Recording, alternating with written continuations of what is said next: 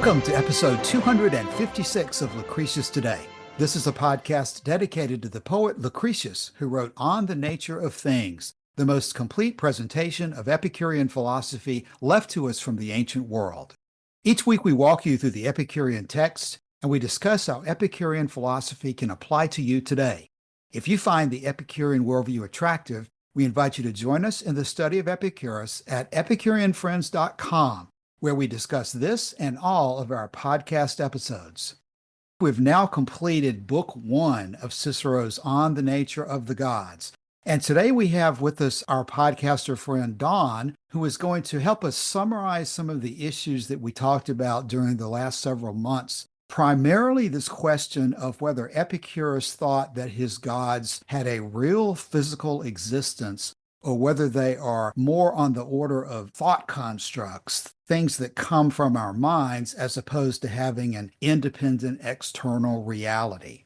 Last week, Cicero closed his attack on Epicurean theology by citing an allegation that had been made by Posidonius about Epicurus's true views. And let me remind us all of that quote. "It's doubtless therefore truer to say, as the good friend of all of us, Posidonius, argued in the 5th book of his On the Nature of the Gods, that Epicurus does not really believe in the gods at all, and that he said what he did about the immortal gods only for the sake of deprecating popular odium. Indeed, he could not have been so senseless as really to imagine God to be like a feeble human being, resembling him only in outline and surface, not in solid substance, and possessing all man's limbs, but entirely incapable of using them, an emaciated and transparent being, showing no kindness or beneficence to anybody, caring for nothing and doing nothing at all. In the first place, a being of this nature is an absolute impossibility, and Epicurus was aware of this, and so actually abolishes the gods, although professedly retaining them." Now, Cicero is reminding us that there was an argument that Epicurus did not really believe that his gods had an independent physical existence, and that he was just making them up, largely to avoid the unpopularity of seeming to be an atheist. And if you don't mind, I'll just jump in there and say that I do think, from everything that I've read, that Epicurus took his position seriously. Whether part of that was an awareness of what had happened to Socrates and that sort of thing, it may have been in the back of his mind, but I think the positions that he took concerning the gods, he took seriously, and that he sincerely believed what he was teaching. The thing is, we're not quite sure what he was teaching. But the fact that we know that he took part in the religious ceremonies and rituals of the city and within the community of the garden too, with his commemorations of his parents and brothers and that sort of thing, I think that he had a sincere religious practice and that he took his ideas seriously, and that's how he approached these ceremonies and rituals and things like that. He may not have been participating in the same way that the rest of the city was doing, but I think that he took his position seriously. Right, Don. I think all of us who today take Epicurus seriously also believe that he wasn't just coming up with something to protect himself, but that he actually sincerely believed in what he was talking about. Now, as you said, there's much lack of clarity about exactly what he was talking about, and that's what we'll be discussing today. But at least among those who take Epicurus seriously, I don't think that's the primary argument. What has developed over the centuries since the ancient world, and especially in the last 100 years or so, is a different argument about Epicurus's intent. And that argument is what we will be discussing today, primarily based on the works of a couple of major commentators. One thing I'll go ahead and say is that while we'll be expressing our own opinions today as we discuss all this, I don't think any listener will find that we have the final answer on this, because some of the smartest scholars of Epicurean philosophy, even up to the present day, take very different positions on this.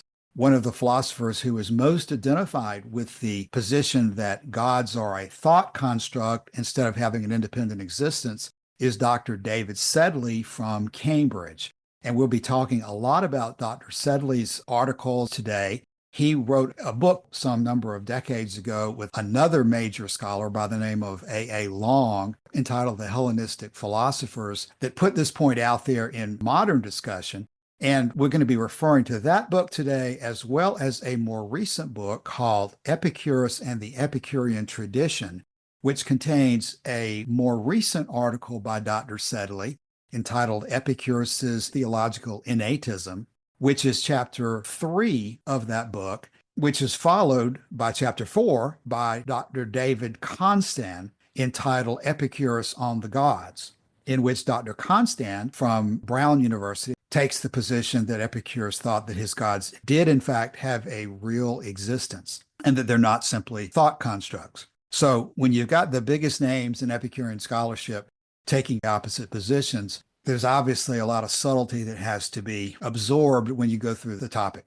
And what we probably could say at the very beginning of this episode is that if you really want to understand this issue, simply go get that book, Epicurus and the Epicurean Tradition, read chapters 3 and 4, and you'll get all the information in a much more detailed form than we are going to be presenting here today. But we're going to be distilling a lot of that information down into what we hope will be an informative presentation that you can at least understand the major aspects of both sides of the argument and come to a conclusion yourself as to which you think is more likely correct and is more useful to you. I respect the fact that the editors of Epicurus and the Epicurean Tradition put those two chapters literally next to each other and give both positions their due. I think it's a great exposition there that this has definitely not been resolved. So I think that's one of the important things to see. I do want to add right at the beginning that whether you take an idealist position or a realist position, as they're sometimes called, or you think the gods have an independent existence or they're thought constructs, Epicurus definitely places primary importance on getting the ideas about the gods right in your head. Several places in the extant text, he mentions the gods first thing at the top of the list. And I think that the primary reason for that is that he wants us to remember that we have no reason to fear gods, no matter what form they are. They have not created the universe. They do not control the universe. They do not bestow punishments or benefits to anybody. And to get that straight in your head is, I think, one of the primary things that you have to get straight for an understanding of Epicureanism too, because he has definitely some idiosyncratic views that aren't the same as the other people from his culture. But I think that getting that straight, that the first line of the Tetrapharmakos is, there's no reason to fear the gods, is one of the primary things you get. The details can come later, but I think having that general idea is one of the most important things. Yeah, let's hit that point very hard here at the beginning, and then we'll get Joshua in on this as well, because this question of why this discussion matters is extremely important. It's not just an academic issue of getting Epicurus right just so that we can say that we get Epicurus right. Obvious that he thought that this was a very important subject for the happiness of virtually everybody, in fact, everybody. And it does not involve simply a conclusion that we can write down on a piece of paper and file away on the shelf. It involves basic questions of how you arrive at that conclusion. And much of what we're going to be talking about today is a dispute about what Epicurus is saying about how we reach any conclusion at all. We will be discussing this issue of prolepsis or anticipations or preconceptions, which is one of the three legs of the Epicurean canon. And you really can't unwind the significance of prolepsis without going through how it's discussed in this context of the gods. You've got this issue of prolepsis, which is complicated enough. And then you have this issue of images, which is the idea that all bodies give off films of atoms, which come to us directly and apparently, according to Epicurus, are received by the mind directly without even going through the eyes or the ears or the other bodily senses. And this issue of images and prolepsis has itself a very deep and important origin in responding to Plato and an issue that's known as the paradox of Meno in terms of how we can really know anything at all. Plato came up with this idea that people remember things from past lives, and that's how they can actually know something. They're remembering something that they knew correctly in a past life. That obviously was not going to be acceptable to Epicurus, nor was it to the Stoics. And there are some very good articles out there about the development of the ideas of prolepsis, which to some extent is shared with the Stoics. Now, we're not going to get far into that detail here today in terms of comparing it with the Stoics, but this issue of how you know something plays directly into the issue of Epicurus's view of the gods. And so that's another reason why it's particularly important to not just simply dismiss this subject, but to go through and try to reconstruct Epicurus's process of thinking about the gods, as that's going to help us understand Epicurus's entire canon of truth and how he comes to decide that anything is true or false or real or unreal or affects us or does not affect us. I think that one of the things, Cassius, that you're really bringing to the fore is that this isn't just a matter of the gods. There's a lot of other things that come into this, and it's a complicated subject and can go a lot of different ways. And so hopefully we'll be providing people with not only an informative podcast today, but hopefully a pleasurable and enjoyable one to listen to as well. That's right. Norman DeWitt makes the point that this subject in particular, the subject of the gods, this is our largest gap or lacuna, you might say, in the transmission of the philosophy from the ancient world to the modern. And so care must be taken, but that is not to underestimate its importance to the philosophy. It's of paramount importance how you answer the question as to whether the gods exist, because it touches on so many different questions. It touches on Aristotle's teleology. If you think that there is a prime mover, for example, you might be tempted to be swept up into a teleological view of nature. If you think that morality proceeds from the gods, you might be tempted to be swept up in Cicero's view that there is a natural moral law. And so how you answer this question touches, as you mentioned, Cassius, the canon, how we know what's true, but it touches every other aspect of the philosophy, and perhaps none more so than the telos of pleasure itself, the goal of life, because people who look to the gods as needing to be assuaged or propitiated tend to think that humans are guilty of sin, and that being guilty of sin, we are not here for pleasure, we're here to expiate our sin and to seek absolution for our crimes and for the crimes of our ancestors. And so, like I said, every aspect of the philosophy is touched by this question. And it's all the more challenging because it's a very difficult question. Montaigne, in one of his works, says this, quote, "The true field and subject of imposture are things unknown, for as much as in the first place their very strangeness lends them credit, and, moreover, by not being subjected to our ordinary reasons, they deprive us of the means to question and dispute them. For which reason, says Plato in Critias, it is much more easy to satisfy the hearers when speaking of the nature of the gods than of the nature of men, because the ignorance of the auditory, the hearers, affords a fair and large career and all manner of liberty in the handling of abstruse things. Thence it comes to pass that nothing is so firmly believed as what we least know, nor any people so confident as those who entertain us with fables, such as your alchemists, judicial astrologers, fortune tellers, and physicians." And so we are walking here in a world today where the very strangeness of the question of the nature of the gods presents a number of challenges and in an issue of such importance. And Cicero began his book, the book we've been going through on the nature of the gods, by pointing out how important a question it is, and yet everyone seems to have a different opinion as to how we should answer the question. So that's some of the surrounding detail, but it touches everything. Whether you're going to continue to exist after you die or not is one of the many aspects of this that requires some kind of an answer, even though the answer is difficult to find. Right, Joshua. And one of the things you just touched on is that it involves issues such as how do we know that pleasure is to be desired and pain is to be avoided? One of the things that Dr. Sedley goes into much more detail about is that Cicero in On Ends talks about how some Epicureans of his time believed that there could be a prolepsis of pleasure as well. So let's go ahead and get started digging into this by talking about what our basic fundamental text is and how we think that prolepsis is involved in it. Don has done a lot of work on Epicurus's letter to Menorchius.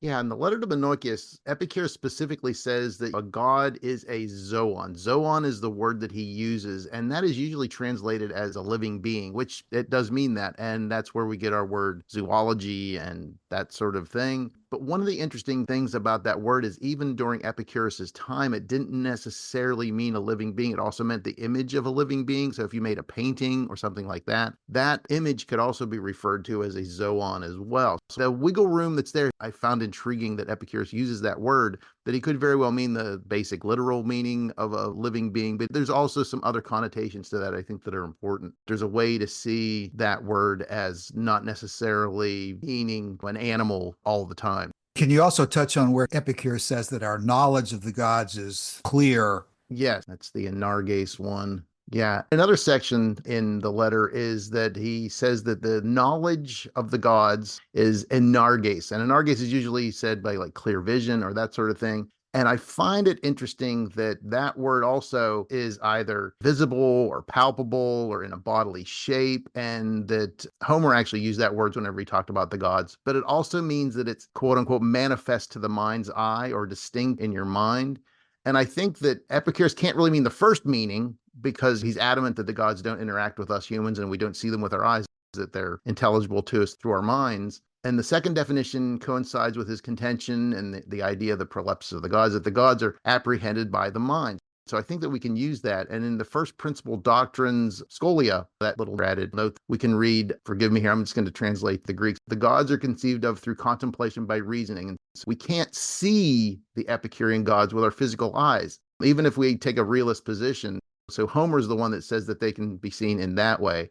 But Homer's gods are Enarges in that sense of the word, and Epicurus's are in the other sense of the word. So the truth of the gods' existence in Epicurus's philosophy takes place entirely in our minds by reasoning through their existence by means of contemplation. And through that contemplation, Epicurus inserts that their existence is Enarges, which is the Greek word, which is clearly discernible to us or manifest to us in our minds. That's my take on that. I know others may have other takes on that, but that's where I come down with the idea that the gods are available to us through quote unquote clear vision. Yeah, let me recap an argument that I've made about this passage specifically, because one of the things that always bothered me about the letter to Menoikeus in this passage is the use of the singular. When he says, first of all, believe that God is a being, immortal and blessed. And then a little bit later, he says, for gods there are, since the knowledge of them is by clear vision. And I did a post on the forum in which I tried to break this down as best as I could. But it's a very difficult passage, isn't it?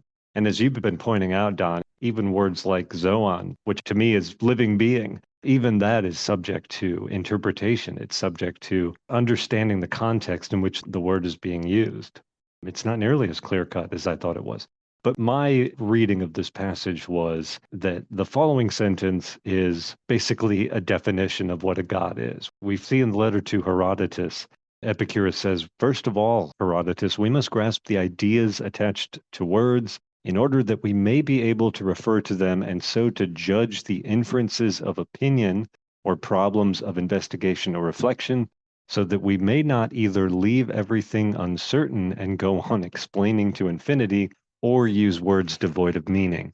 And what I see Epicurus here doing in the letter to Menoikeus is saying, when he says, first of all, believe that God is a being immortal and blessed, even as the common idea of a God is engraved on men's minds, I think what he's doing in that passage is saying, this is the definition, this is the barest definition of what can reasonably be called a God. There are problems with many of these words, not just living being, but also immortal, which Cassius, I think you would prefer to substitute incorruptible. But the bare definition of a God is that it is a being that is incorruptible and blessed.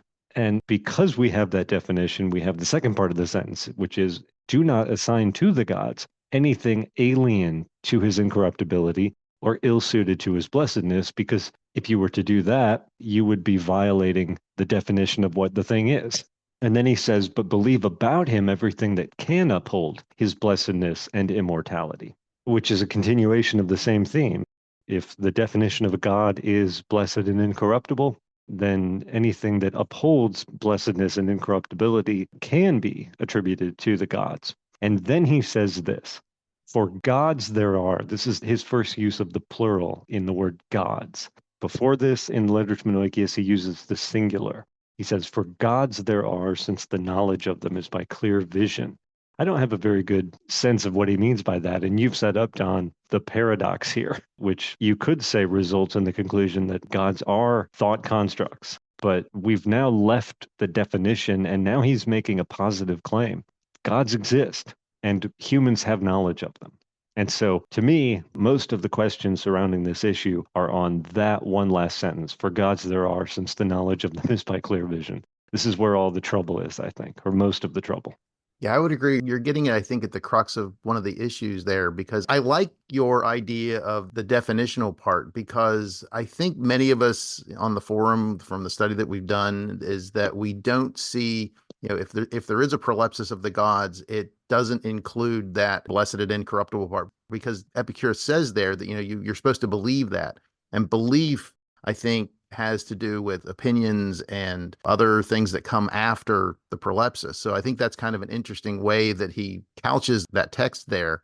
And having that in mind, whenever you're reading the rest of them, it's like, here's what you should believe. And it almost seems to me, here's what you should believe about the prolepsis that you have, that gods exist. It's almost like the gods exist is the one thing that you can get from the prolepsis itself. And then you add on that definitional part after that. And it's like, oh, yeah, okay, there's something here. My prolepsis is picking up this pattern in my sensations and that sort of thing. And that follows on from that. But he does clearly say gods exist. You can't get away from it. Theoi esin is the only way to, gods exist is the only way that, gods there are. So wrestling with those two words sometimes surprises me, how much trouble you can get into just by arguing about two words.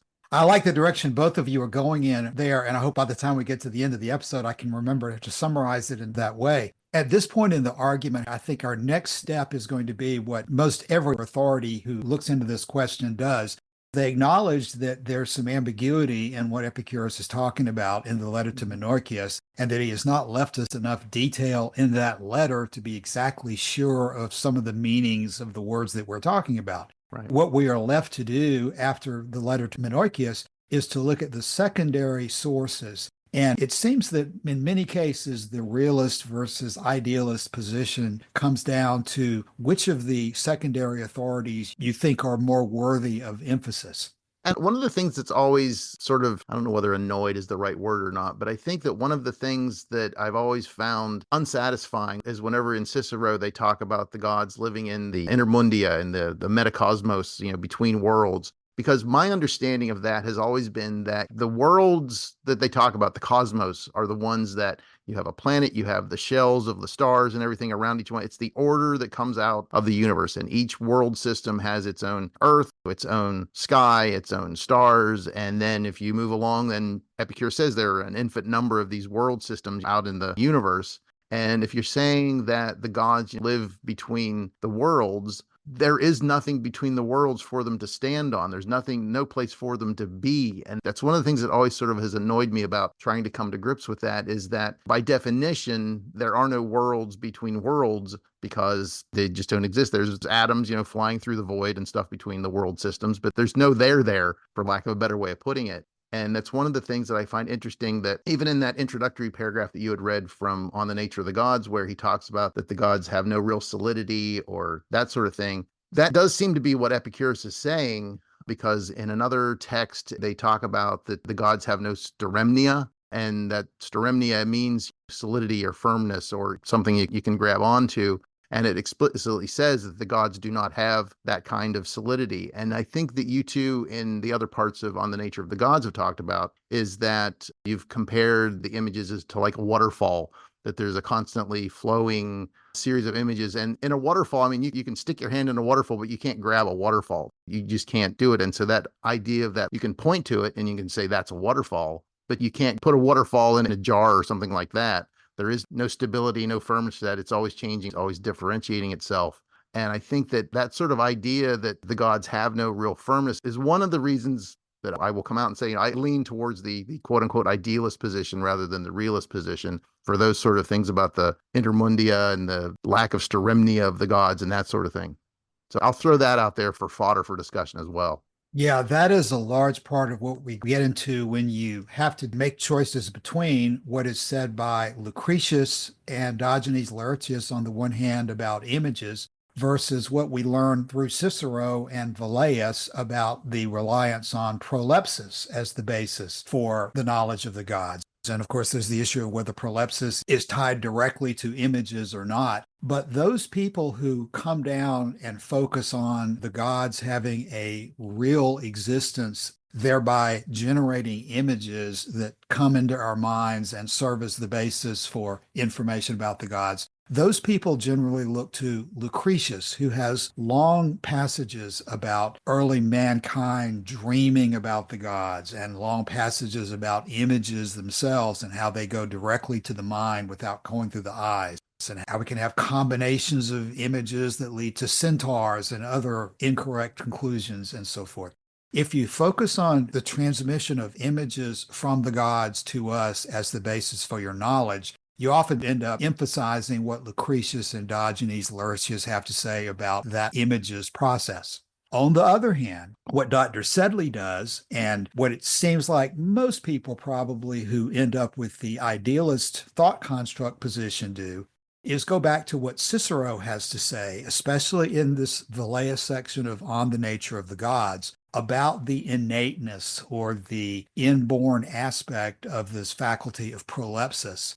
As Dr. Sedley does, if you interpret prolepsis to be a type of inborn knowledge, a type of inborn propositional content, then you can have prolepsis generating ideas of the gods without the necessity of there being external independent beings that are generating these images. It is important to take a position on the meaning of prolepsis and how prolepsis relates to images so that you can then decide whether something external to you is generating images that lead you to conclude that there are gods, or whether the entire process of thinking about gods and generating ideas about them operates within the human mind without external stimulus. Well, I think according to Epicurean philosophy and the mind as they understood it back then, there will always be an external stimulus, because that's my understanding of how memory and ideas and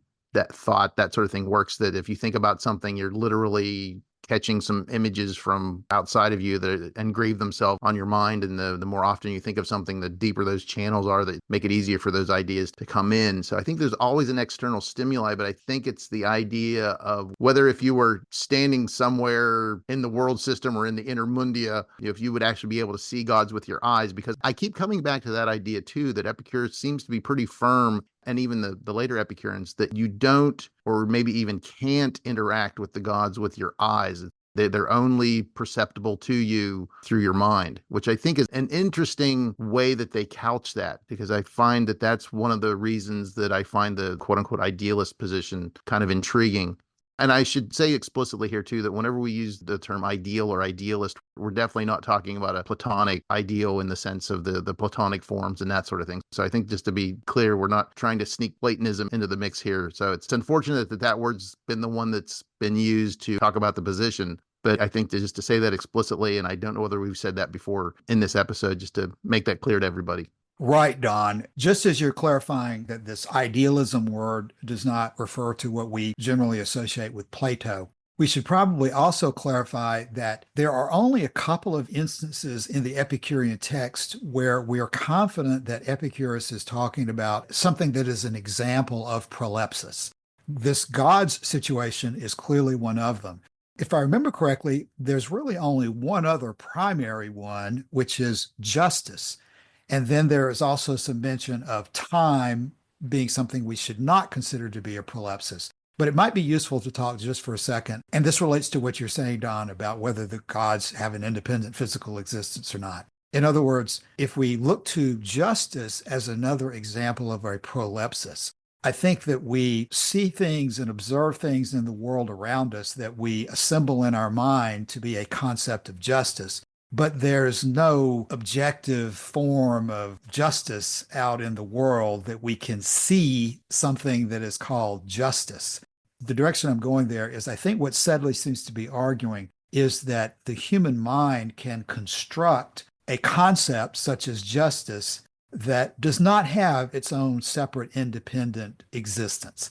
Right. And I think that's part of Dr. Sedley's direction, is that he's thinking the same process is going on in regard to gods. I would agree with that. And I think justice is an interesting way to think of it too, because we can think of the statue of justice with the blindfold and the scales and personify justice as quote unquote a god sort of thing. And I think that justice doesn't exist, but you can personify it in your mind, and you can, project it and that sort of thing. And you can point it, it's like, oh, the scales of justice and that sort of thing. So I think that's an interesting analogy too. You're right. There's nothing you can point to in the world that, there's justice. And I think correct me if I'm wrong, but I think that a lot of us have come down to the idea of the prolepsis as a pattern recognition sort of thing that, at least for me, makes sense of all the sensory input and all the incoming images and that sort of thing that are there, that prolepsis is the ability to provide some order to that. And then from those, that's where the concepts and ideas and opinions come from, after that organization of the sensations that you have flooding into you all the time. Yeah, Don, that's exactly what I'm thinking about prolepsis when you describe it that way. I don't know that it makes any difference to call it pattern detection versus pattern recognition, but I'm thinking that prolepsis does not have propositional content to it. Agreed. That by the time you start talking about anything being true or false, you have already moved to a propositional thought reasoning level, which is a level that occurs after this faculty of prolepsis does whatever it does. And that really is a major aspect of the questions that we're trying to circle around. And in fact, I guess this is the point to say that there's two other aspects. We may not go into them very far, but I at least want to mention them as part of Dr. Sedley's argument that we need to be aware of. Dr. Sedley draws a parallel as well between this prolepsis of the gods and discussion again in Cicero through Torquatus about the potential of there being a prolepsis of pleasure as well. It appears that some Epicureans, at least, even if not Epicurus himself, held that the arguments about why we find pleasure to be desirable and pain to be undesirable can be a matter of a proleptic process as well. That's a question that is controversial, but Dr. Sedley raises it in his article. He also raises the analogy of how we think about atoms, the distinction between things that are intelligible but not sensible. Dr. Sedley says that gods may be in this regard unique as the only intelligible objects of a prolepsis. In other words, for something to be intelligible like the atoms, we firmly believe that atoms exist because of the indirect evidence that we have and the reasoning process that we can conduct based on things that we can, in fact, observe through our senses. Atoms, in that sense, are not sensible, but they are intelligible to us as a result of data that we do get from the senses. It's not something we can directly ever see or touch or feel or hear an atom.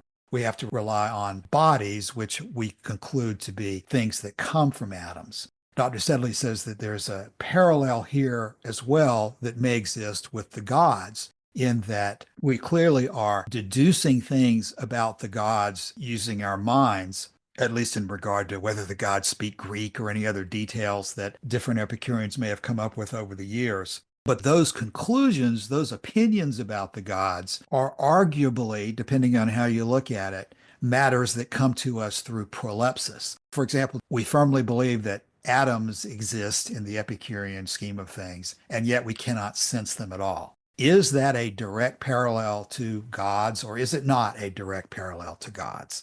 Most people would probably say that we do not have a prolepsis of atoms. Prolepsis generally being something regarding, as Don said earlier, involving a pattern or some abstraction of things that relate to each other. And I think Epicurus brings up the idea whenever he starts talking about atoms. I think I'm remembering this correctly, that things like if you see a statue whose toe has been rubbed away by people touching it over the decades, and that those particles must have gone somewhere. And that was sort of the idea where things are made up of smaller parts and smaller parts and smaller parts. It's not infinitely divisible. But that, I think, is one of the analogies that he used for the idea of atoms, that things have to be composed of something, even if they're worn away, that something has to go somewhere. Yeah, I would say that atomism is a conclusion of a process of reasoning. Yes, I would agree. Yep. And looking at the issue of isonomia, which we get in Cicero, there's an element of that as it applies to the gods as well, isn't there? Because isonomia holds that there are an infinite number of mortals, then there ought to be an infinite number of immortals as well. That's probably an oversimplification, but this would be a non-canonical way to get a hold on the question. Is his use of isonomia as strong as the foundation by which he reasons out atomism? That's a separate question. But I think to the extent that we can gain knowledge about both the atoms and the gods by processes that are, let's say, posterior to canonics, right? That you have to see the statue and you have to see the change in the statue over time before you can know that something has been rubbed off gradually throughout the centuries. And it's the analysis of that based on your sensation of the statue of itself. It's reasoning upon that sensation that allows you to infer the existence of atoms. Right? Yeah, it's well put, Joshua. Yeah. I don't know if there's a directly equivalent way of reasoning out the existence of God. Of course, if you didn't think that the universe was eternal and you didn't think that the atoms themselves were eternal and that the confluence of atoms was sufficient to produce everything that we see around us in nature, then you would do what religious people of all times have done and reason from the existence of nature itself to the being that must have certainly created nature. The whole divine watchmaker sort of thing. Exactly. But that avenue is not open to Epicurus because he firmly rejects the conclusion that nature is created. As usual, Cassius, I continue to be confused about the prolepsis, and I don't think I'm going to solve it before we finish our discussion today, certainly.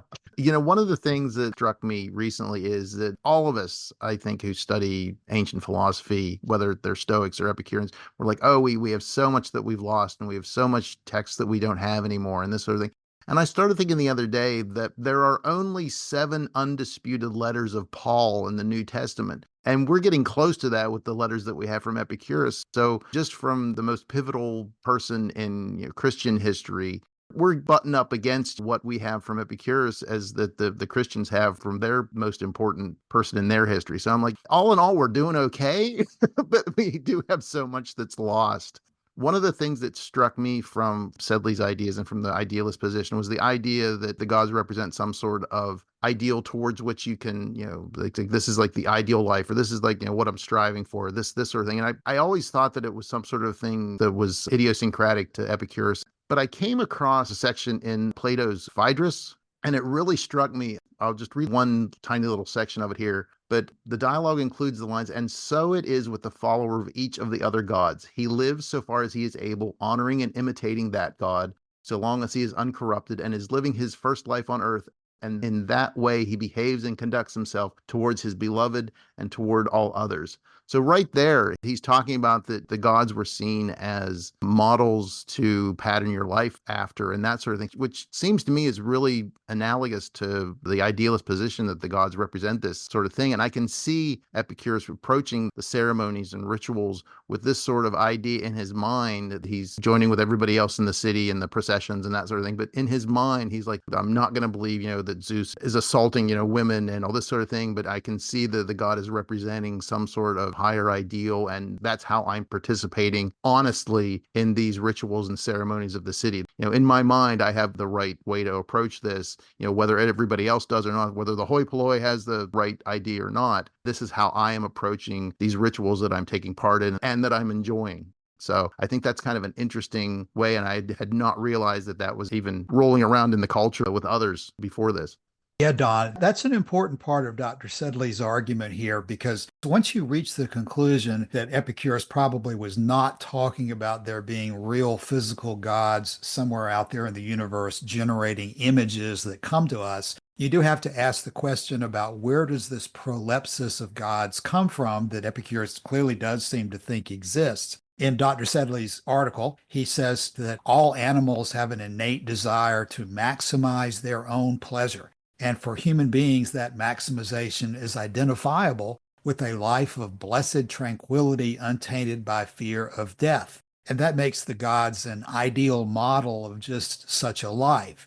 Each of us has an innate propensity to imagine, and in particular to dream about, the being we would ideally like to become. So that really becomes a major part of this thought construct idealist position, that the propensity or the disposition or prolepsis that is inborn within us is not really about something that's external, existing in the intermundia or anywhere else, but is an internal aspect of what it means to be a human being that just develops over time after birth. Again, is that the way you read Dr. Sedley? Would you agree Yeah. with that? Yeah. I would definitely agree. It's around page 49 of this article that we've been going from. And one of the things that I'll throw in here too, one of the things that always comes up for me along these lines about the gods not existing independently is the lines from Lucretius. And if you'll let me do that here, it's just a brief section. And here whoso decides to call the ocean Neptune, or the grain crop Ceres, and prefers to abuse the name of Bacchus rather than pronounce the liquor's proper designation, him let us permit to go on calling earth mother of goddess, if only he will spare da da da da da. And so it's okay to use these names of the gods to refer to wine or the grain crop or the ocean or whatever, but always keep in your mind that that's what you're doing. You're personifying them as an idea, as a quote unquote thought construct. And it's okay to do that as long as you keep that proper understanding in the background. Don, I think that's a great passage from Lucretius, and it's echoed in Romeo and Juliet by Shakespeare in Friar Lawrence's monologue when he says, "The earth, that's nature's mother, is her tomb. What is her burying grave? That is her womb. And from her womb, children of diverse kinds," and so on. And so I agree with you that this is certainly relevant to the conversation. Just like we can personify justice, we can personify the earth itself. We can personify the grain and the grape. And I do find that very alluring as an idea, perhaps more so than Lucretius would even want me to, when he says abusing the name of Bacchus when we apply it to wine. How do you connect that back to this idea of the gods as thought constructs? At least in my mind, it sort of is the idea that we've been dancing around, so to speak, that it is sort of a personification of the ideal life that you're striving for, what you can see. And I think that it's important to remember, at least from my readings, is that humans can never become gods. I mean, because he talks about in one of the letters or in one of the texts that there are two kinds of happiness, one for mortals and one for gods. But the fact that he keeps bringing up that you can live as if you are a god, I think it's keeping that ideal in mind and keeping that foremost in your mind that this is what we're striving for. And I think that you can have a personification of it. And like Plato says in his dialogue, you see these gods as ideals with which to pattern your life after and that sort of thing. I think that that's a way that it's a personification. It's that thought construct that to be able to talk about it easier. We haven't actually been talking about it easier during our dialogue here, but it gives you an object towards which to point. It's an easier way to sort of talk about a personification of something or to name something if you can sort of put it into an image. And I think that's at least the direction I think I'm heading in. Does that make any sense at all? It does make sense. And since I know, Don, that you're a fellow Lord of the Rings fan, there's a scene, isn't there? And I think it's probably the third movie, when Frodo is stumbling through a cave and he falls face first. And rather than falling on the floor of a cave, he falls into a soft forest floor. And he looks up and it's Galadriel there. And that's kind of how I connect this in my mind with the idea that the gods might be mental constructs. It's something that you hold up and aspire to, and it gives you maybe strength or courage. Mm-hmm. It's not a perfect analogy because the elves have that weird psychic thing going on. But that scene from The Lord of the Rings, I think, is, to me, kind of cements part of how this idea might have value. And I think that's one of the things, too. I always come back to the fact that Epicurus's culture that he moved and lived in is so much different than we have in the modern world, because I think that he did the best that he could in trying to make sense of the world and saying that, we live in a material world and gods are not in control of it and all this. And he had so many prescient sort of ideas. But I think that we can still use those ideas in the modern world and not have them sloughed aside or it's like, oh, well, this isn't relevant anymore. Because we see a lot of people, I think, in still the modern world that are fearing the gods and fearing what's going to happen to them after they die and having these, like, I need to act in this particular way because if I don't, God is going to strike me or send terrible things to me or these things that I'm experiencing are God's test of my purity and all this kind of thing. So we're still living with the exact issues that Epicurus was dealing with back in the day. And I think that having this sort of solid idea of, quote unquote, the gods as this, ideal sort of existence that we could strive for, I think that that's as helpful nowadays as it was 2,300 years ago. Okay. Speaking of ideals that we should strive to attain, let me call upon the ideal of equal time and say that we need to turn to Dr. Constand's position before we run out of time in our episode today. But let me conclude this section with a couple of words from Dr. Sedley himself, who is best able to encapsulate his views. He summarizes his views this way on page 49 of his article. What seems to me altogether beyond doubt, however, is that the process by which we are said to form our prolepsis of the gods cannot, according to the principles of Epicurean philosophy, amount to our witnessing via dream contact actual gods leading actual lives. Nor does it even require that somewhere in the universe there should exist such beings. Indeed, if the existence of gods is proven, as Epicurus and Velleius jointly aver, by our innate and self-evident cognition of them, that cognition can hardly amount to anything more than our intuitive grasp of a graphically visualized ideal, and could not possibly be or depend on telepathic access to a privileged extra-mundane life form. Hence, the most basic epistemological prop for the realist interpretation cannot in fact serve any such purpose. Dr. Sedley says, maybe nevertheless Epicurus did believe that there are somewhere in the universe living beings who, in conformity with the prolepsis of God, are literally immune to death. That is, who not only will definitely never perish, no matter what foreign bodies crash through or accumulate in the space they occupy, but who also, by a principle of symmetry advocated by the school, must have already been alive from infinite times past. I myself continue to doubt that he seriously entertained this view, but I do not deny that his forthright statement, "There are gods," lent itself to a realist interpretation, perhaps not unintentionally, at least so far as the school's public reputation was concerned. They did, after all, seek to participate in local religious worship. It may well also have misled certain of his own followers into the same error. Now, Dr. Sedley then goes on and says that he doesn't think that the fact that Lucretius and Philodemus or other subsequent Epicureans seem to really believe that this was true is a good argument that they understood Epicurus better than we do, because he says that misunderstandings and changes of theological doctrines happens all the time, and happened indeed with Plato's Timaeus as well. And he says at the very conclusion of his essay that he doesn't think Epicurus would even have minded if his later readers misunderstood him, because he was primarily concerned about how to live happily and not indeed suggesting that he could accurately speculate what might be happening in some other part of the universe. He thinks that the purpose of living happily overrides whether, in fact, we should be arguing about the physical existence of gods.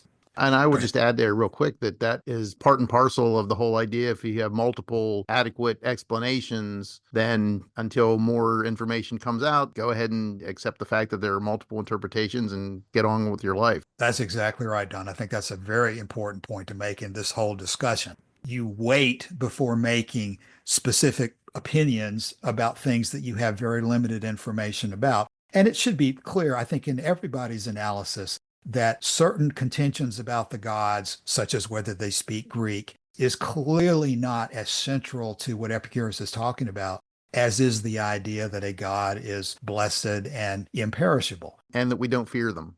And if we don't fear them, they're not going to send us to heaven or hell. They're not intervening in our lives. Those are the key aspects of what Epicurus is talking about. And whether we can construct some deductive logic about what they might look like and so forth is pretty clearly a secondary issue that Epicurus himself is not including in the letter Menorchius, because it's not critical, certainly early in your process of learning about Epicurean philosophy. Yeah, that's good. Why don't we turn then to Dr. Constand's paper on Epicurus on the gods and just quickly go through his general positions. Of course, as you would expect, he points to the letter to Menorchius that we've been talking about and that Dr. Sedley was just referring to in what I read as lending support to the realist position. Now, Dr. Constand's argument comes down to this, that given all of the evidence out there in Lucretius and the other surviving texts, the only way you really get to this issue of there being a thought construct is to have two concerns. Number one, that the idea of an incorruptible God who lives forever contradicts Epicurean physics, because, of course, nothing but atoms and the void itself can survive eternally. Anything that comes together in a body of any kind, including a God, would seem to have a limited lifespan and seem to violate this rule that only the atoms are really indestructible. Dr. Constand also points out that even if you accept that there are images coming from gods and that we use images to form our understanding of the gods, It's not clear why you could ever conclude from images that you might receive directly in your mind that a God is in fact blessed and imperishable. Any individual only has a limited lifespan. You may be observing things either visually or directly by your mind during your life, but you're not going to be able to observe that the God continues on in life indefinitely because you're going to die. You can't confirm it through yourself just by receiving images that a God is in fact totally blessed and totally immortal. And so Dr. Constant says those are very good arguments that seem to contradict a realist view of the gods having an independent existence, and those arguments have to be dealt with. So Dr. Constant, in his article, presents some arguments to the effect that even in Epicurean physics, you can construct a being which is incorruptible and essentially deathless. I'm struck by some of these arguments are really similar to what Norman DeWitt mentions in his book about the gods not being by nature deathless and that they have to act to maintain their own incorruptibility. Dr. Constant says that using arguments that are found in Lucretius, one argument would be that some animals are able to maintain their bodies for long periods of time in equilibrium, such as we can observe here on Earth that some men live longer than others, some animals live longer than we do. And there's no reason in logic that you could not extend that time period indefinitely, just as we talk about the idea of there being possibly giants who exist as something that is extrapolated from things that we do observe here on Earth. Constant cites the argument that gods could be conceived of as a species which is as far in advance of us in bodily self-control as we are of the animals in emotional self-control. Basically pursuing an argument that as long as you're able to replace your atoms over time, as long as you're able to replace the structure of your body, the body has no reason why it should necessarily have to die if it can in fact maintain itself. One possibility in that Constant brings up is that, as we know, the gods are composed of such fine material that streams of ordinary atoms simply pass through them without inflicting any damage. Such as, for example, you might suggest that a waterfall with the water flowing over the edge could be pierced by some kind of a log or tree or something that comes into contact with it, but that the waterfall continues when the obstacle is gone without being damaged by something coming through it as the water is falling off the waterfall. And Dr. Constant raises the issue that as to the gods being in the intermundia, Lucretius himself doesn't say that. And Dr. Constant says, quote, perhaps, however, these lines about the intermundia refer not to a different location in space. Lucretius, after all, does not speak of intermundia, but simply to a different kind of habitation, one that could be conceived of as intersecting with our own in the same way that neutrinos, unaffected by contact, pass through our world. Philodemus' own view, as Dr. Constant understands the text, is that the gods would not be in peril even if they did mingle with things subject to generation and destruction. And if they do dwell in remote locations, it may simply be because they choose to do so. If you'll read into pages 57 through 60 or so of Dr. Constant's article, he gives suggestions as to how a being that does not die could in fact be consistent with Epicurean physics.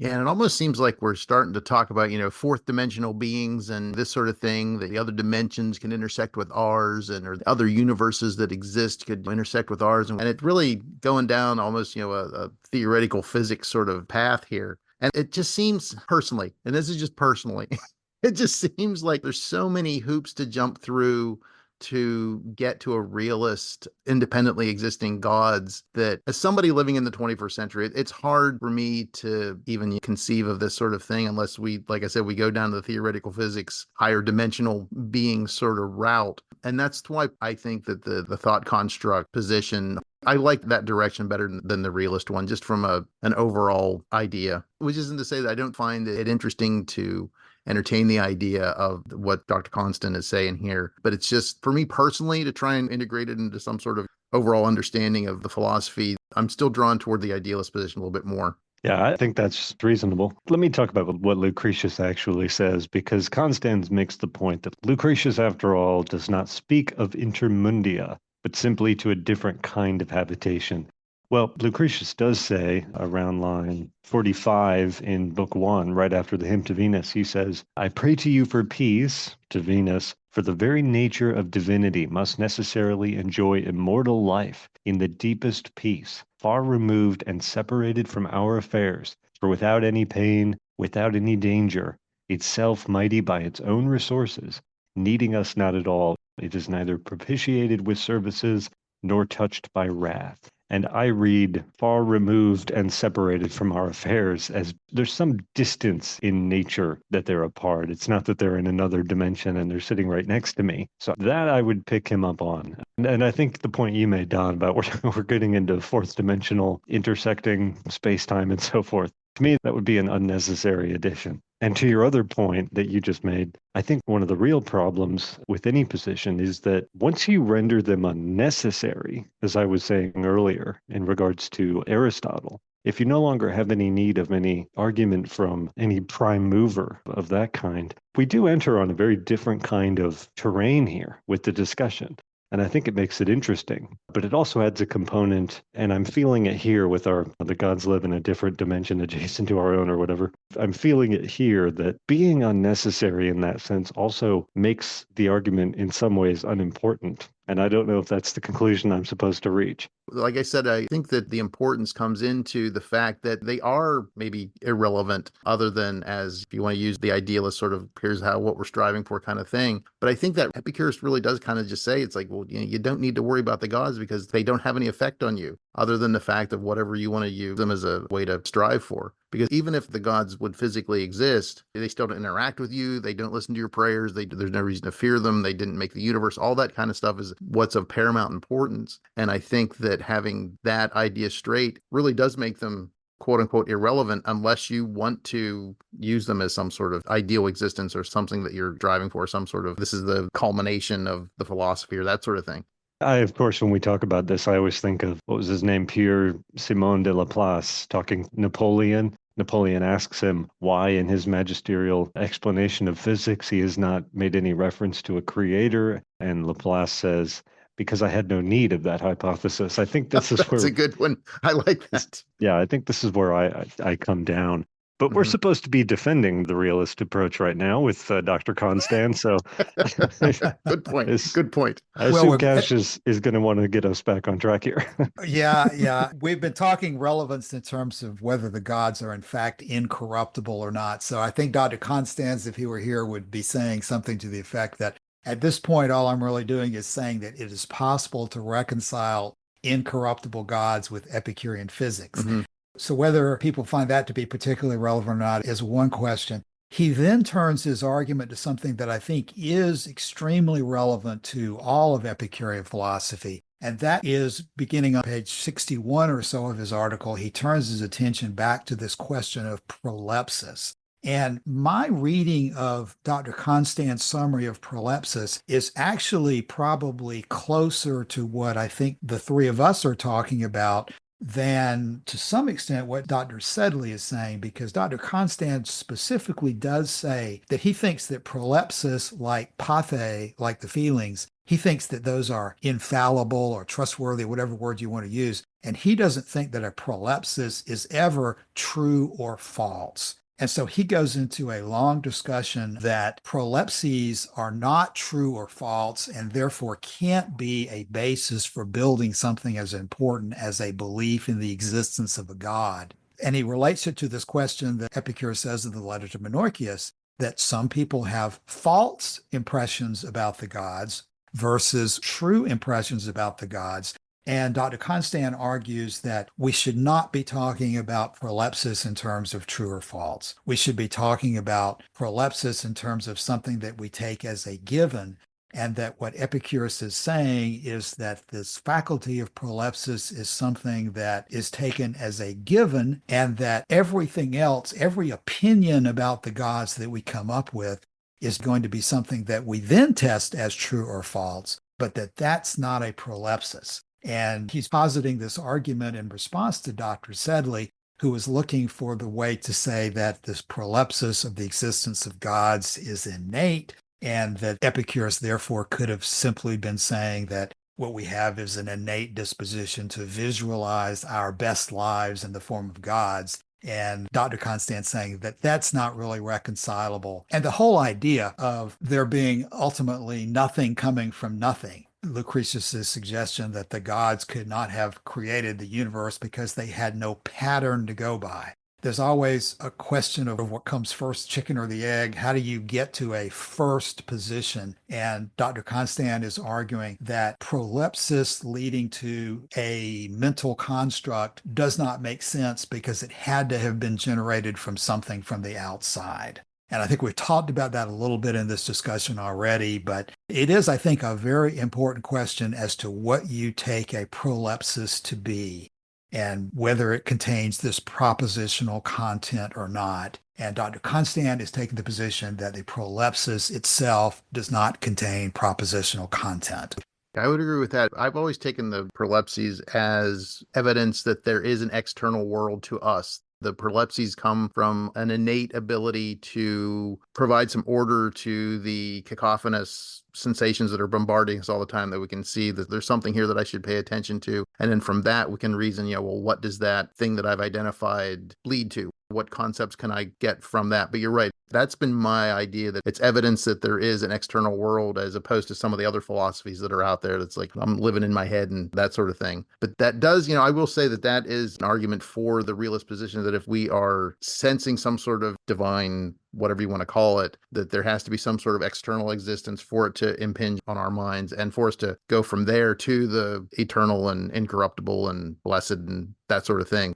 That the prolepses do not have content in that way. And I will say that my position on this has been evolving, and we'll probably no doubt see some evolution even within our conversation here. So I have no real hard and fast position on this, but it's something that's interesting to talk about. But again, I think that those concepts of don't fear the gods, that's like the number one paramount thing that you have to take from any sort of discussion like this. Yeah, and Dr. Constant says that there's at least 4 different ways using Epicurean physics that we could postulate that there is something actually existing which is generating this information inside of us rather than us generating it ourselves. There's a passage in Sextus Empiricus against the Mathematicians 9:45 to the effect that our idea of the gods' eternity and blessedness is nothing but an extrapolation from images of long-lived and happy human beings. Apparently, like the notion we have of the Cyclops. So apparently there is some analogy that the ancients were using as to the Cyclops that is relevant here, that the idea of eternity and blessedness is not built into the prolepsis, but is this extrapolation that we've been talking about previously. It's interesting how there are lines from Dr. Sedley's and Dr. Constant's arguments that seem to sort of flow together here, because extrapolation from things we do see to conceive of things that are related to them seems to play a part in both arguments.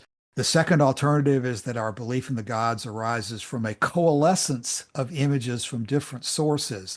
And that's the example that we talk about in terms of centaurs, that Lucretius says clearly that the idea of centaurs comes from images that come to us not generated by an actual centaur, but by combinations of images that came together on their path towards us. So that even though the centaur doesn't exist, there is a physical mechanism of images that generated this response within us.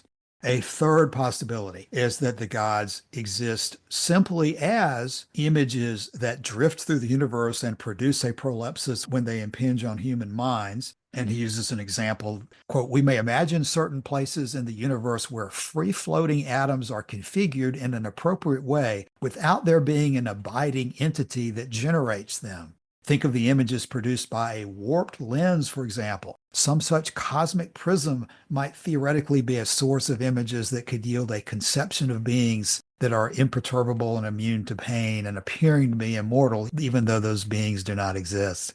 And Dr. Constant's fourth example would be that the gods are second-order abstractions, real enough in their way, but something that Epicurus would describe as an accident of atomic combinations, rather than a concretely living thing. That's an example that we talk about pretty regularly in terms of accidents or events which emerge from the atoms, that gods are something that emerges from something, but that the gods which emerge are not composed of little gods in the same way that Lucretius argues that men are not composed of little men and so forth, that there are things that are emergent properties that arise from the combinations of atoms that are different from the atoms themselves. As Dr. Sedley remarks, there are truths at the macroscopic scale and truths at the microscopic scale. Neither of those scales have a monopoly on truth, and both can be true at the same time. That's an argument that Dr. Sedley brings up in his discussion of Epicurus's response to determinism. This emergent property aspect apparently is what Dr. Constand's fourth suggestion is here. Yeah, there's a lot of material and a lot of interesting things that come out of this. I'm hoping that on the EpicureanFriends.com forum for this episode that we can have some feedback from some of the listeners, and I hope that they get something to discuss from that we've had today. Yeah, that's right, Don. And we've pretty much accomplished, I think, already now today what we set out to do, at least in terms of presenting the arguments, presenting our initial thoughts about the persuasiveness of each one, and bringing to people's attention that there's a lot of material out there yet to be explored that they can go into and read the detail and construct more helpful arguments for people who are trying today to apply Epicurean philosophy. It's not just a matter of academic interest. It's an issue that involves the deepest aspects of Epicurean thought and how you process things and make decisions about how you actually live. And in addition to what we've discussed today, of course, we haven't even scratched the surface. There's a chapter on the gods in Norman DeWitt's book. We've had the privilege on our podcast of interviewing Dr. David Glidden about his papers on Epicurean prolepsis and Epicurean thought. He provides a lot of interesting analysis to the whole prolepsis argument. And even recently, one of the members of our forum brought to our attention that there's a new book in 2023 entitled Epicureanism and Scientific Debates. Within that book, there's an article by Jean-Baptiste Guérinat, in which he discusses how the Stoics and the Epicureans both elaborated on this idea of prolepsis as a response to what we discussed earlier in terms of Plato's Meno paradox, that you can't know anything at all unless you somehow knew it already. And Vulasuna has a very good article on Epicurean preconceptions, which goes down this same pathway of analyzing these questions. So there's a lot of material we don't have time to begin to think about covering today, but we've hit some of the high points of the two arguments so that people who are trying to understand what Epicurean philosophy is all about and how to apply it in their own lives can get a big picture of the significance of the issues. I do sometimes wonder if the question is almost too academic, because it seems to me that the best argument I can make for the realist position would be simply to say this. If Epicurus thought that the gods were thought constructs, why didn't he just say so more clearly? Because we're having this infernal passage in the letter to Menoikeus that is so fraught with confusion regarding both the nature of the gods and prolepsis, and it's not much comfort to either side. And you could also make the claim, well, Diogenes Laertius give a whole list of books that Epicurus wrote that we don't have, and I don't have that list in front of me, but I assume one of them was probably Peri Theoi or whatever on the gods, and maybe the discussion is there, but we don't see it in Lucretius, really, do we? Why wasn't Epicurus more clear on this, I guess would be my question. I think, Joshua, you brought up reference to Leontius in our notes that we had put together for this session. I thought that was an interesting thing, that he definitely came out against atheism laid bare. That was Brian. Yes, Don, you're talking about Usner 152. And 152 says this, it's from Philodemus' own frank criticism. The fragment is, quote, he will be frank with the one who is erred, and even with him who responds with bitterness. Therefore, Epicurus too, when Leontius, because of Pythocles, did not admit belief in gods, reproached Pythocles in moderation, and wrote to him the so-called famous letter, taking his point of departure from Pythocles, which seems to be saying that Epicurus wrote a, quote, famous letter. Yeah. Leontius was trying to tell Pythocles that there weren't any gods, and he came after both of them, one in moderation, and the other one sounds like a little bit more strongly going, what are you doing? What are you doing here? Come on. The famous letter. Which we, of course, do not have. Of course not. But I do think that we've talked about relevancy and irrelevancy and so forth. It's easy to get so into the weeds that we miss the big point that clearly in Epicurus's day, and unfortunately for most of us even today, the issue of whether there are gods, whether they intervene in our lives, whether they create a fate for us, whether they send us to heaven and hell, those are things that people are concerned about in a very strong way. You can get killed if you say the wrong thing at the wrong time in the wrong place. And so it's very important to be able to have a confident position. Again, I don't think that there's a direct analogy with atoms in the sense that we apparently do have prolepsis of gods. I don't think we have a prolepsis of atoms. But there is an analogy in the sense that Epicurean philosophy strongly teaches that there's a natural basis for the way things work. And we think that atoms are that natural basis. And as was said during this discussion today, apparently most people are concerned about gods. And there's an explanation for why they are concerned about gods and an answer to their concerns that doesn't lead them down the path of destruction and into conclusions about gods that are just totally ridiculous and make no sense. Right. And of course, I'm referring there about totally ridiculous conclusions, being that gods care about the lives of men and direct us and are involved and intervene in life or create universes, in fact. Epicurean philosophy and physics teaches that that makes no sense, and any gods that do exist are of a totally different nature. Well put. Okay, well, I think we've had a great discussion of this today, and I appreciate all of the effort everyone has put into it, especially appreciate Don coming back and joining us for the conversation. Before we close, does anyone else have anything they'd like to add? I would just say thanks again for having me back. I appreciate being the itinerant podcast member here. I will again just emphasize that I think that the reason that Epicurus has stated in primary position in several things, the principal doctrines, Lettermanoicus, that the correct understanding of the gods is that we do not fear them. They do not intervene in our lives for benefit or for punishment, and that they did not create the universe. Those are the primary things that we get. I think the ideas of the realist position or the idealist position are very interesting to talk about, but I think having those in your mind, first and foremost, for those basic ideas is the most important aspect of a correct relationship to the gods whenever it comes to Epicurean philosophy.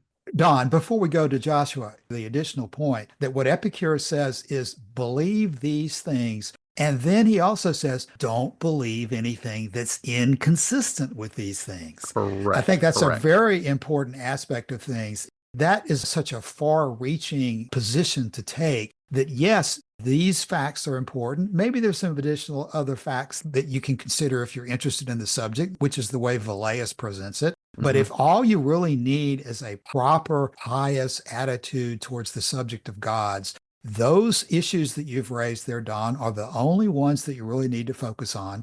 And you don't let anything else come into your mind. You don't entertain even the possibility of anything that conflicts with those things. Yep. Don't be led astray by the beliefs of the hoi polloi. The hoi polloi, yes, indeed. Joshua? Yeah, I would just echo what Don said there and what you've said, Cassius, and I would only add to that the prescription that is made in Thomas More's Utopia, when the king of the Utopians, when he says that those are not at all to be tolerated who say that the soul dies with the body and who say that the universe is the mere sport of chance with no overriding or governing providence. And to me, I would add those two to what you've said, that the soul does die with the body. There is no life after death. There is no afterlife of either bliss and blessing from God, and there is no place of punishment or torture. And if anything, that to me is even more important to me than the idea that the gods don't intervene, that there is no life after death. There is no place of reward or punishment after we die, and that the universe is not governed by these beings. Thomas More says that we shouldn't tolerate anyone who thinks that the universe is the mere sport of chance. I don't think that Epicurus thought that the universe was the mere sport of chance. He says some things happen by necessity, some things by chance, and some things by our own will. But I would add those two major points also to the overview. These are the concrete things that we have to hold to, that we have to put forward as Epicurus's main points on this subject. And we can have the academic discussion as to whether the gods are real or imagined or whatever else, but that is all downstream from these main points. And if we look at some of the other literature that is related to Thomas More and his Utopia, what he's really talking about is religious toleration and some of the other texts from the same time period. For example, John Milton in his Areopagitica seems to admire the way in which Lucretius is able to express Epicurus' system to Memmius and not have his ideas suppressed for that. And Horace Smith was a poet and a friend of Percy Bysshe Shelley, who was one of the great Romantic poets. And he says, should we not feel ashamed that Lucretius can publish his poem in the teeth of an established orthodoxy, while martyrs are groaning in perpetual agony for expressing a conscientious dissent from Christianity? So in the literature of the age, and also in John Locke, we find this in his letter concerning toleration. In the literature of the age, there's this desire to get back to a time when people can have these arguments, can have intelligent disagreements about the nature of the gods. And I don't think it's expressed anywhere better than in Lucian. And we'll probably get to that. Cassius, I know you've expressed a desire to go through Hermotimus, but Lucian also has his Dialogues of the Dead, in which he deals with questions relating to the gods. You know, Alexander the Great had gone to the oracle at Siwa, and they had proclaimed that he was actually a god and a son of Ra. And no, it turns out he also is in the grave at the end and dead. And so all that literature is secondary to the main question, but bears on it in ways that I find interesting. And to have the freedom to talk about this stuff and engage in these discussions intelligently and rationally is, to me, one of the real joys of life and, of course, of doing this podcast. Yes, indeed, Joshua. Thank you for all of that. You're right. It is very enjoyable. Before we come to the end of the podcast, I'd like to point out that I've spent the majority of the episode being the facilitator of the discussion, but pointing out all of the great detail that's available in the articles by Dr. Constan and the articles by Dr. Sedley. Both of those gentlemen are some of the preeminent experts on Epicurean philosophy, and I'll especially say in regard to Dr. Sedley, who I quote so often, that I find his material to be some of the most perceptive that's available on the subject of Epicurus. I don't want to end the episode, however, without saying that my own personal disposition is that I think that there's a lot of truth in both positions. I think that indeed Epicurean gods serve as a thought construction that is very, very important to living the best Epicurean life possible. While at the same time, I do think that there are ways that gods can be reconciled with Epicurean physics so as to maintain themselves indefinitely along the lines that Norman DeWitt proposes and Dr. Constan mentions in his article. So I don't think that the two are necessarily mutually exclusive. I do think that there's important truths in both perspectives about the gods. And most of all, I'd agree with everything that Don and Joshua have said today about the importance of the subject to Epicurus. It's probably the number one issue that he is concerned about, making sure that everybody has a healthy attitude towards. And I think Epicurus did believe that it was important for everybody to have an understandable grasp of the subject. Just as atoms give you that understandable grasp as to the way the universe operates, Epicurus' theory of the gods can also serve a similar purpose. Well, again, everyone, thank you for your participation in the podcast today. We will be back next week. In the meantime, please drop by the forum and let us know if you have any questions or comments about this or any of our other episodes. As always, we thank you for being with us. See you next week. Bye.